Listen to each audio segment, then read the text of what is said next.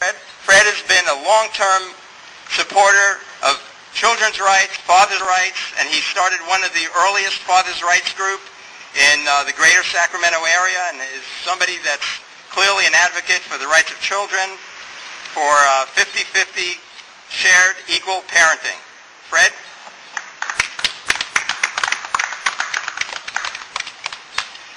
Thanks, Rob. Thanks for organizing this whole thing. I see signs about weave, and there was mention of weave, and I do want to give you my opinion as well as somebody else who can't be here to speak for herself. She was the founder of weave, and before she died last year, looked back at what weave has done and agreed with me that weave has done more harm than good. She was really intending weave to be something that would end domestic violence, and it turned out to be instead an advocate for women regardless of the domestic violence situation. And even women who perpetrate domestic violence get help from weave. Weave has willfully and consciously disseminated false information to our judges in training programs. Weave has willfully and consciously disseminated false information to the media under the catchphrase of break the silence. Weave has done everything it could to maintain a silence about domestic violence against men and the truth behind the dynamics of domestic violence. Weave has worked to undermine the funding and licensing of researchers and counselors who recognize the true dynamics of domestic violence. And Weave, although it tells the media, helps men. As of February, where I checked it out, they still weren't. Anyway, I formed a nonprofit organization to raise awareness about all men's issues, and I've been running that organization ever since. That was in 1977. So over the past 31 years, I've gone from a young gun to an elder statesman, and that's why I was invited today, the elder statesman. In 1981, I was the keynote speaker at the very first meeting of the National Congress for Fathers and Children. I was constantly giving speeches, writing articles, and generally speaking from what I knew about the system, but not from what I had experienced firsthand until 1994. In 1994, my own son was born.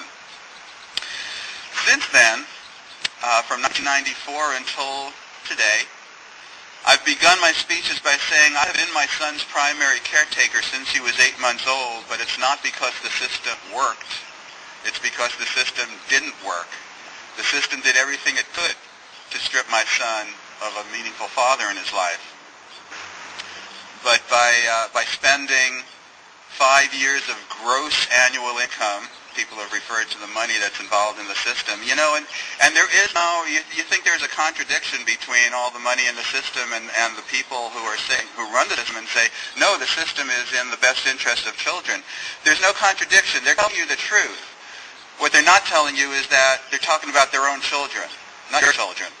Because I'll never be able to send my son to college, but I'm sending their children to college. So the system is definitely in the best interest of some children. Anyway, I'll begin my speeches by saying that the system didn't work, and today is the most difficult speech I've given, because after 14 years, the system finally worked. It finally succeeded in stripping my son of his father. It finally enabled a sick and vengeful woman to deprive my son of fathering. So this weekend, for the first time in my life, I will be celebrating a Fatherless Day.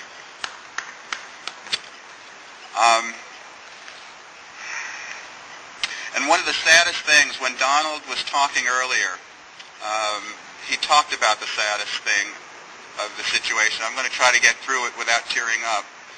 And Donald knows how difficult it is. But one of the saddest things when I lost my son was facing the fact that I failed to protect him, that I knew all along what his mom was doing, and I failed to get the system to protect him. They knew all along, but they just didn't act.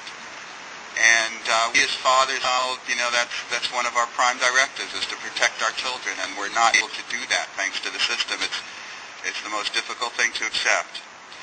But what pointers do I have to give you after 31 years of activism? I'm going to list just a few. One of them, do not let people paint you as a backlash to the equal rights movement. We are the equal rights movement.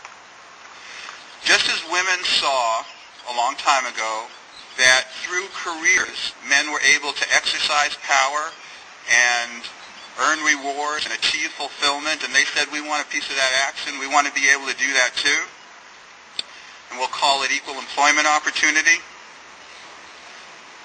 Similarly, men, at least from 1977 when I started, watched women raise children. And we realized that by raising children, women exercise tremendous power over their own children and therefore over the future of society, tremendous power over ex-spouses.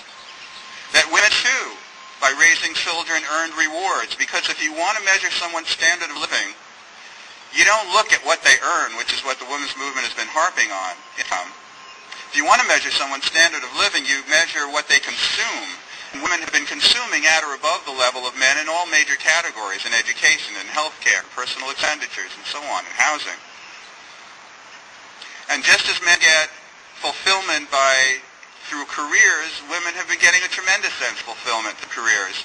I know, despite all the incredible things that I'm traveling around the world and having all kinds of fantastic careers, raising my son for those 14 years that I had him was the most fulfilling thing I've ever done in my life. So just as women wanted equal access to men's careers and called equal employment opportunity, men have wanted equal access to parenting. We call it joint custody. It's the equal rights movement. It is the equal rights movement.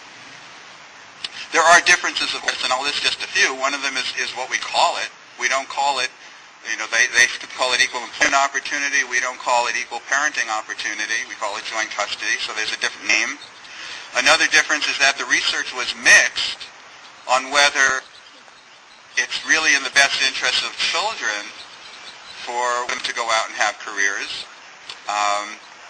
whether it's in the best interest of children to be latchkey children, and so on. Research was mixed on that.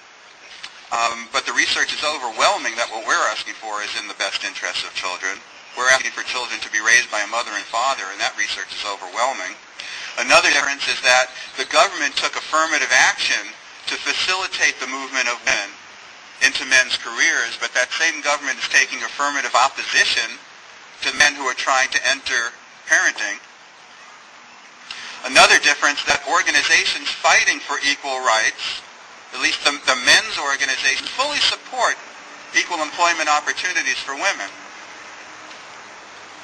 even if the research is mixed. We fully support it because we recognize overwhelmingly that it's in the best interest of society, it's in the best interest of men. Women have full equal employment opportunity. But that's a major difference because women's organizations, women's rights organizations, have been lobbying vehemently against joint custody legislation. They're clinging to their monopoly of power over children. As an article in Ms. Magazine said, our power over children is our major bargaining chip in getting a good financial settlement. That's why Ms. Magazine opposes joint custody for children, for men and women. So that's one pointer. We are part of the equal rights movement. Do not let people paint you as a backlash. Second pointer is we need a big tent. Anyone who wants strong joint custody legislation and equal rights for fathers is your friend. Some might want to work within the system, some might want to work outside the system. In fact, tomorrow there's going to be another event here at the Capitol, sponsored by Jay Banta, which is a local organization specifically for fathers. And they're having a Father's Day rally right here at the Capitol from 11 to 1 tomorrow. That's an organization that works within the system. There are different strategies. Some people are fathers, some people are sympathetic women, second wives and step-parents, grandmothers, girlfriends, just plain women with integrity. Some might want to lobby and use the legislature. Some might want to sue in courts and use the judiciary. Some might want to demonstrate. Some might want to educate. Some might want to write hard-hitting books and articles. Some might want to write poetry.